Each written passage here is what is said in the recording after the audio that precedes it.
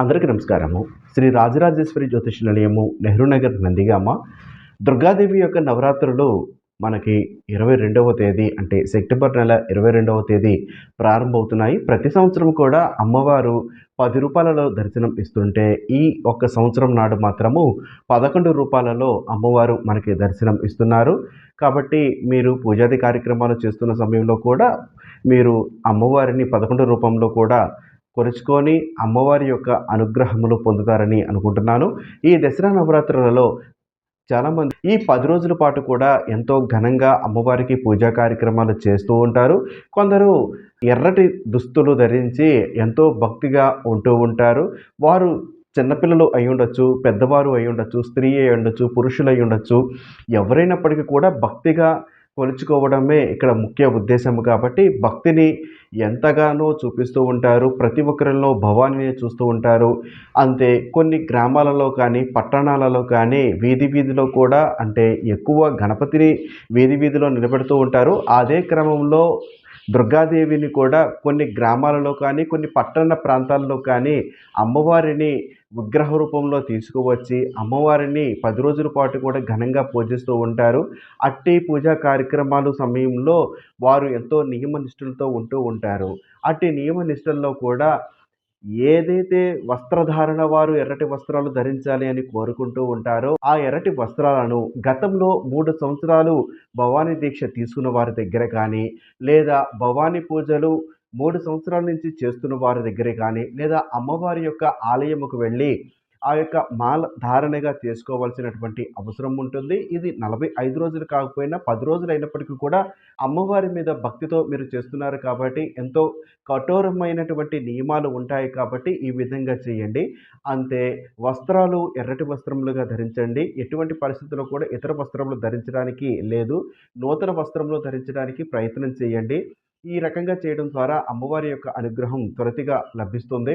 అంతే వచ్చేటటువంటి ప్రతి భక్తులను కూడా గౌరవించండి. అంతే వచ్చే ప్రతి ఒక్క భక్తులకు కూడా భవానీ యొక్క అనుగ్రహం కొరకు ఏమి చేస్తే వారికి బాగుంటుంది అని చెప్పండి. మీరు మండపం గనక పెట్టుకొని అక్కడ పూజా కార్యక్రమాలు చేస్తే కుంకుమార్చన చేయండి. అంతే ప్రతి ఉదయము, సాయంత్రం సమయాలలో అమ్మవారి యొక్క స్తోత్ర పారాయణాలు చేయడానికి ప్రయత్నం చేయండి. అమ్మవారి యొక్క కథలు ఉంటాయి. ఆ కథలు చెప్పుకోవడానికి ప్రయత్నం చేయండి. అంతే నలుగురిని కూడా కలుపుకొని ఆ యొక్క మండపాన్ని దగ్గరికి వచ్చి కూర్చునే విధంగా చూడండి. ఎంతసేపటికి కూడా భక్తిని ప్రజలలోకి తీసుకువెళ్ళడానికి ప్రయత్నం చేయండి. ఎందరో ఉన్నారు మన దగ్గరికి రావాలి అనుకొని కొంత సిగ్గుగా ఉండి ఉండొచ్చు, లేదా కొంత బిడియముగా ఉన్నవారు అయ్యుండొచ్చు. ప్రతి ఒక్కరు కూడా ఇక్కడికి రావాలి అనుకున్నవారు రావలేక కొంత ఇబ్బంది పడుతూ ఉంటారు. అట్టివారిని కూడా గౌరవంగా పిలవండి. లేదా అన్నయ్యో, తమ్ముడో, అక్క, చెల్లి ఈ రకంగా మీ కుటుంబ సభ్యులు కూడా ఉండడానికి కూడా అవకాశం ఉంటుంది కదా! అటువంటి వారిని ఖచ్చితంగా ఆ మండపం దగ్గరికి తీసుకొచ్చి అమ్మవారి యొక్క కథలు చెప్పండి, స్తోత్ర పారాయణాలు వారితో కూడా పాడించడానికి ప్రయత్నం చేస్తే వారు కూడా సంతోషిస్తారు. మరు సంవత్సరము వారు కూడా మీతో పాలుపంచుకొని అమ్మవారి యొక్క అనుగ్రహం పొందడానికి ప్రయత్నం చేస్తూ ఉంటారు. పురుషులైనా, స్త్రీలైనా ఎటువంటి పరిస్థితుల్లో కూడా పాదరక్షణ ధరించకూడదు. అంతే పురుషులు ముఖ్యంగా స్నేహితులని నలుగురితో పాటు తిరగడం అనేది మంచిది కాదు. మీ యొక్క వ్యక్తిగత పనులు కానీ, లేదా వృత్తిరీత్యా పనులకు మీరు ఏ పని చేసినా దాంట్లో సమస్య లేదు. కానీ ఫోన్ పట్టుకోవడము, ఫోన్ ఎక్కువగా చూడడము, అశ్లీల పదజాలము మాట్లాడడము, లేదా ఫోన్‌లో సినిమాలు చూడడము, లేకపోతే హాస్యాస్పదమైనటువంటి కొన్ని వీడియోలు వస్తూ ఉంటాయి. అటువంటివి చూడడము, వాటికి ఎటువంటి పరిస్థితుల్లో కూడా దూరం ఉండండి. అంతే పురుషులు ముఖ్యంగా ఈ సమయంలో 10 రోజులు మీరు నియమంగా పెట్టుకుంటారో, 45 రోజులు నియమంగా పెట్టుకుంటారో అది మీ ఇష్టము.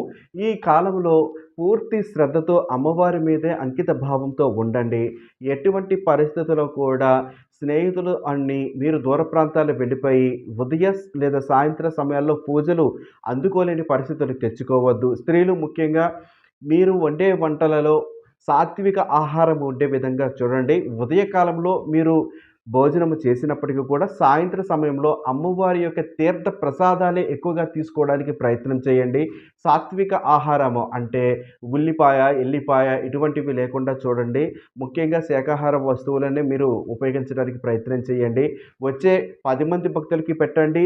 వారు తిన్న తర్వాత మీరు తిన్న అమ్మవారి యొక్క అనుగ్రహం మీకు ఖచ్చితంగా కలుగుతుంది. ఈ యొక్క చిన్న చిన్న నియమాలు అనేవి మీకు అన్నీ తెలిసే ఉంటాయి. అయినప్పటికీ కూడా కొన్ని విషయాలు తెలియచేద్దాము, తెలియని వారు కొందరు ఉండడానికి కూడా అవకాశం ఉంటుంది అన్న ఉద్దేశం చేత మీకు ఈ వీడియో ద్వారా కొన్ని విషయాలు తెలియచేయడం జరిగినది. రానున్న రోజుల్లో అమ్మవారి యొక్క కథలు కానీ, స్తోత్రాలు కానీ, నియమాలు కానీ, దుర్గాదేవి యొక్క అనుగ్రహం కొరకు ఏమి చేయాలి అనేది కొన్ని వీడియోల ద్వారా మీకు ముందుకు తీసుకురావడం జరుగుతుంది. వాటిని కూడా ఆదరించి పూర్తిగా వాటిని చూడడమే కాదు, మీకు నచ్చితే లైక్ చేయండి, షేర్ చేయండి, సబ్స్క్రైబ్ కూడా చేసుకొని ఈ యొక్క వీడియోని 10 మందికి కూడా చూడడానికి ఉపయోగపడే విధంగా చూడండి. మీరు వీడియోలు చూస్తున్నారు, లైక్ చేయడం లేదు, అంతే షేర్ కూడా చేయడం లేదు.